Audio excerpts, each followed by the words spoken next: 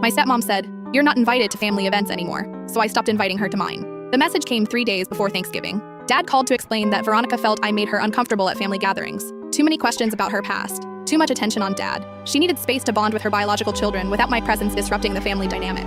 "You understand, right?" he said, his voice small. I was 22. I'd been away at college for 4 years and visited exactly 6 times, but apparently that was too much. "Sure, Dad, I understand perfectly." I stopped answering his calls after that. For 2 years, I focused on building my career in event planning. I worked 70-hour weeks, landed major corporate clients, and saved every penny. By 24, I'd launched my own company specializing in high-end weddings and galas. My client list included celebrities, politicians, and executives willing to pay 6 figures for perfection. Dad would text occasionally, updates about Veronica's kids getting into college, photos from holidays I wasn't in. Each message felt like evidence of the family I'd been edited out of. Then came the email that changed everything. A tech billionaire wanted me to plan his daughter's wedding. The budget was $2.3 million. The guest list included senators and Hollywood A-listers. If I pulled this off, it would launch me into the stratosphere of my industry. I spent 6 months making it flawless. Ice sculptures that never melted.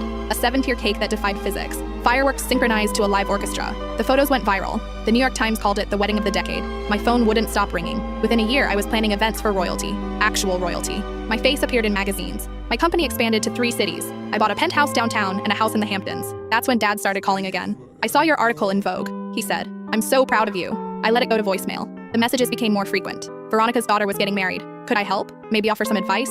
A family discount? I ignored every single one. Then came my own wedding. Dimitri proposed on a yacht in the Mediterranean. He was a venture capitalist who understood ambition. We planned an intimate ceremony at a private villa in Tuscany. 50 guests. All people who'd actually been there for my journey. Dad somehow got my assistant's number. He called her directly, asking about +1s and whether Veronica's kids could attend. My assistant forwarded me the voicemail. I called him back for the first time in 3 years.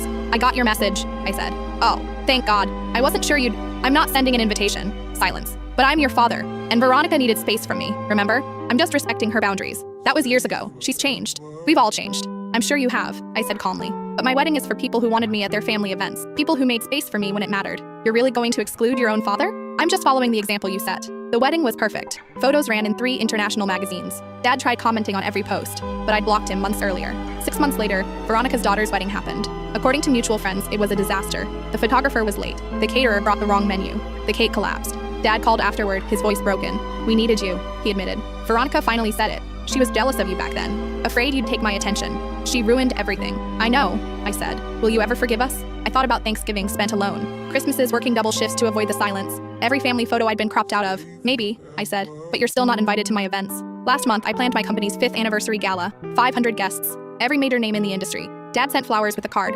"Congratulations on everything you've built without us."